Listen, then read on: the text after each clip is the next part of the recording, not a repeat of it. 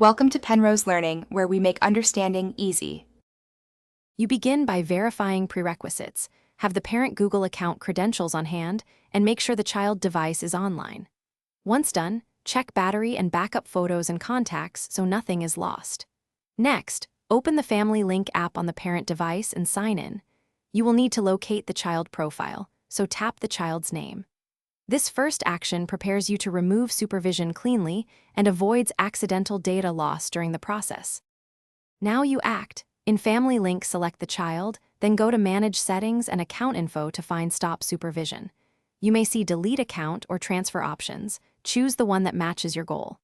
Make sure to authenticate with the parent password or two-factor prompt. This is required for security. Once you confirm, the app communicates with Google and the device. Allow several minutes for changes to propagate. If the child device needs a restart, go ahead and reboot it to finalize changes. Finish by signing into the child device and verifying that supervision is off. Check account settings and Play Store access.